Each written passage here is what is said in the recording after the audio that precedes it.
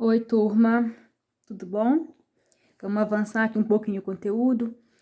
Vamos então pegar a apostila 2 na página 40 e corrigir as atividades que ficaram de exercício, tá bom?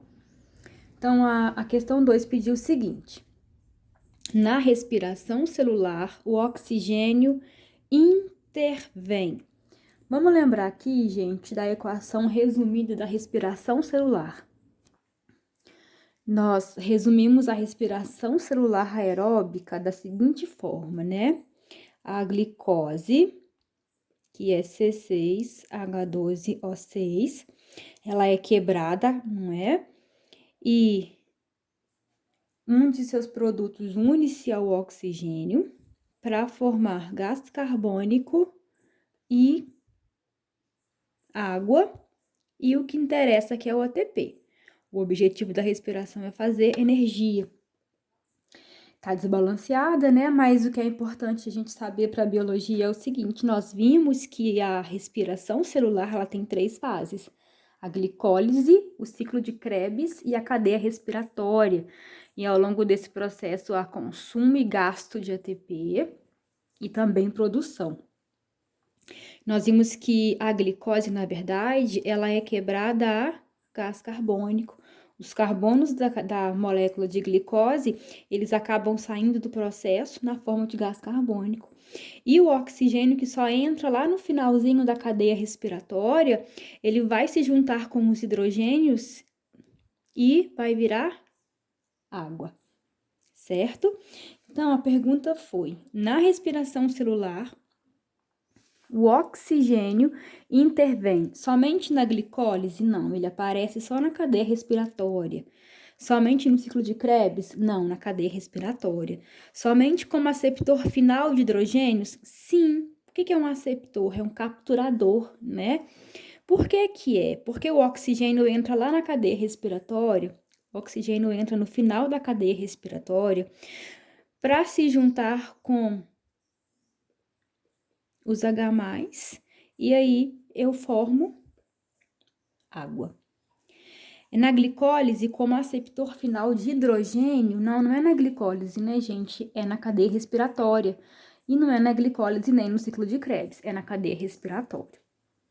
Perceba que é uma questão específica, você tem que conhecer um pouco das etapas da respiração para resolver essa questão. Quero deixar aqui uma observação, turma, que o ano passado caiu no Enem, tá? Uma questão nível difícil dessa matéria, e a sua apostila não trouxe, mais adiante eu coloco ela para vocês refazerem, tá bom? A questão 3 diz o seguinte: o processo da respiração celular ocorre em 3 etapas: glicólise, ciclo de Krebs e cadeia respiratória. Marque a alternativa correta com relação a essas etapas. Letra A. O ciclo de Krebs e a glicólise ocorrem na matriz mitocondrial. Errado. O ciclo de Krebs ocorre na matriz, mas a glicólise ela acontece ainda no citoplasma.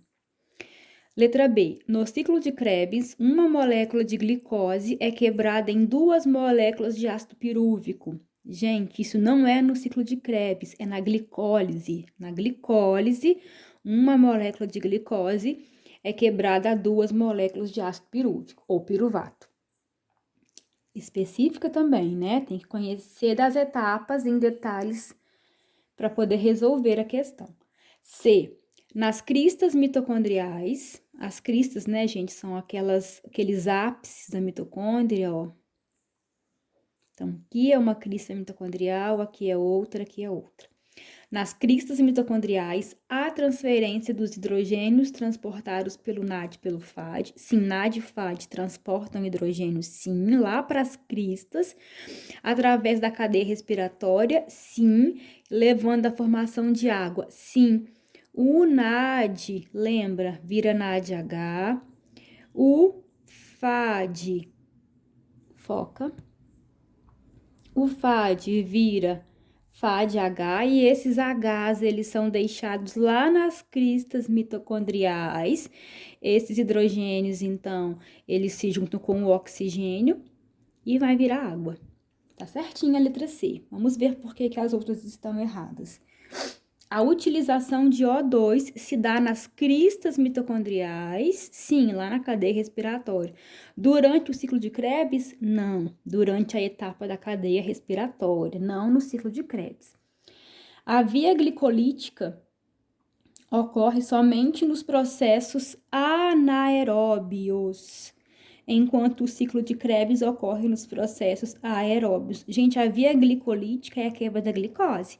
Ela acontece só nos processos que não usam oxigênio, enquanto o ciclo de Krebs ocorre nos processos aeróbios. Não, tá? Por exemplo, a respiração é um processo aeróbio. Por quê? Porque tem a entrada de O2 para virar água. E tem glicólise acontecendo aí nesse sistema. Vamos para as próximas. Dos propósitos, né?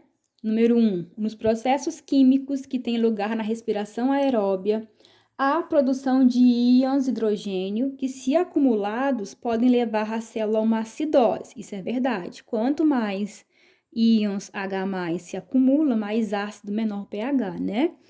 O que seria extremamente perigoso. Para evitar esse evento, é que intervém ativamente... gente, lá na cadeia respiratória, vocês lembram que o NADH traz hidrogênios. O FADH também traz hidrogênios. Então, esses hidrogênios aqui, eles fazem o pH diminuir, eles geram acidose. Isso não acontece porque quem é que vai intervir nesses hidrogênios? O oxigênio. O O2 vai entrar e vai formar água. E aí, a água não acidifica nada, né? Então, quem é que intervém? O oxigênio intervém, certo? Aí eu pedi a número 3 também aqui em cima, ó, uma questão da FUVEST. Em uma situação experimental, camundongos respiram ar contendo gás oxigênio constituído de isótopo O18. Então, o oxigênio, gente, dos camundongos, ele está marcado, ó, é um isótopo O18. Isótopo é mesmo o número de prótons, né, lá da química. A análise de células desses animais deverá detectar a presença de isótopo 18, primeiramente. Gente, aonde que vai parar esse oxigênio 18 que o camundongo respirou? Nós vamos lembrar da respiração celular de novo, a glicose se junta com o oxigênio, no caso ele está marcado, então ele é o oxigênio 18. Ele vai virar o quê? Gás carbônico, porém esse oxigênio aqui vem dos oxigênios aqui ainda, glicose. Esse carbono aqui vem dos carbonos da glicose. Meus cachorros, gente, perdão, já acalmei eles ali. Voltando, tá? Então, o camundongo ele tá respirando um oxigênio marcado, isótopo 18. Quer saber, ó, a análise da célula desses animais, lá na célula do camundongo, deverá detectar a presença do isótopo 18, primeiramente, aonde? Nós sabemos, turma, que o oxigênio do ar, né, que tá marcado aqui, ó, ele se une aos H+, que veio da quebra da glicose, para formar água. Então, onde que ele vai ser primeiramente encontrado? Na água, certo? A letra E. Não é no gás carbônico, porque os oxigênios que saem do gás carbônico, eles são os oxigênios da molécula de glicose. A glicose é quebrada a gás carbônico, certo? Não é no ATP, não é na glicose, né? Eles vêm da quebra da glicose. E o NAD, ele não carrega oxigênio, ele carrega hidrogênio. Tranquilo? Questão 6. A questão 6, gente, ela tem o estilinho das questões do Enem, né? Disse assim: a tabela a seguir apresenta o consumo de oxigênio de diversos animais. Então, ó, se eu analiso camundongo, rato, coelho, cachorro, homem, cavalo, elefante. Perceba que o tamanho do animal está aumentando, né?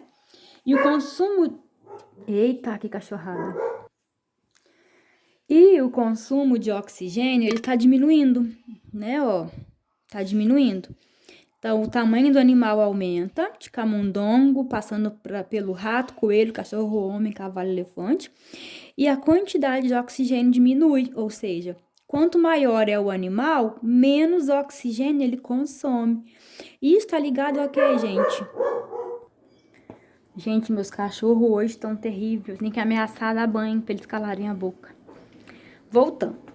Eu consigo perceber pela análise desse gráfico que quanto maior o tamanho do animal, menos oxigênio ele consome. Isso está ligado, gente, geralmente entre aspas, a locomoção. Perceba que camundongo e rato e coelho são animais muito rápidos, então eles demandam muito oxigênio para contração muscular, por exemplo. Já elefante é um animal mais lento, logo se movimentando devagar, ele não necessita de tanto oxigênio, por exemplo, tá? Então vamos à pergunta. A análise da tabela permite afirmar que o consumo de oxigênio é diretamente proporcional ao volume do animal? Não, gente, é inversamente, né? Ó, o volume do animal aumenta, o oxigênio diminui. Então, é inversamente. Não depende do tamanho do animal? Depende. A gente vê claramente que quanto maior o animal, menor o consumo de oxigênio. É grande em animais grandes e pequeno em animais pequenos. Contrário, é pequeno em animais grandes e o consumo é grande em animais pequenos. Depende apenas do tipo de vida do animal? Não, depende do tamanho dele também. É inversamente proporcional ao peso do animal? Sim, quanto maior o peso, menor a quantidade de oxigênio que ele consome. Então, aqui é a letra S. A questão parece muito as do Enem e ela é da Estadual de Feira de Santana, na Bahia. Vamos corrigir o resto. A questão 7, Estadual do Maranhão. A maioria dos seres vivos obtém energia necessária para a realização de seus processos vitais por meio da quebra da molécula de glicose. A energia liberada resultante dessa degradação é tão grande, né, gente? São 38 ATPs no total, em média, que mataria as células se fosse realizada de uma única vez. Ou seja, então a glicose é um ótimo combustível mesmo, né? Libera muita energia. Essa degradação ocorre em etapas denominadas, que é os nomes, né, gente? Glicólise, a primeira etapa, ciclo do ácido cítrico ou ciclo de Krebs, é a segunda etapa, e a terceira é a cadeia respiratória. Glicogênese tem a ver com glicogênio, tá? Então, não tem a ver com respiração celular, não. E a número 9, acho que foi a última que eu pedi. Deixa eu conferir se foi a última. Foi. Pediu o seguinte, ó. Leia atentamente os seguintes itens: uso de ATP, transporte de hidrogênios, produção de ATP, saída de gás carbônico e transporte de elétrons. Ocorrem no ciclo de Krebs. Gente do céu. Percebam que as questões, elas estão muito específicas, tá?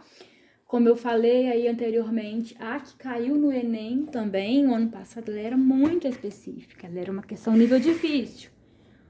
Mas tem gente que acertou, né? Porque lembrou bem. Vamos voltar aqui no ciclo de Krebs. Ciclo de Krebs, tá? Perceba que eu tenho o quê? Eu tenho saída de gás carbônico, saída de NADH, tenho saída de FAD, formação de ATP. É isso que eu tenho. Saída de gás carbônico, saída de NAD, saída de FAD e produção de ATP. Aí a pergunta foi: ocorrem no ciclo de Krebs uso de ATP? Não, gente, ele não usa ATP, ele não consome, ele libera ATP. Então, não é o uso, não é o consumo, é a liberação, a produção. Produz ATP. Transportadores de hidrogênio, sim, que são quem? O FAD e o NAD. Produção de ATP, sim. Saída de gás carbônico, sim. Transporte de elétrons, não. Transporte de elétrons é lá na cadeia respiratória. É lá na cadeia respiratória que acontece um monte de reação de oxidação e redução, então vai haver transferência de elétrons. Então, é 2, 3 e 4 que acontecem no ciclo de Krebs. Não lembra, gente, vale a pena assistir a aula de novo ou pegar o resumo que você fez. Recomendo que vocês façam um resumo disso, tá? Desses esquemas da glicólise, do ciclo de Krebs e da cadeia respiratória. Então, vamos caminhar um pouquinho hoje na fermentação. Até a próxima correção. Tchau!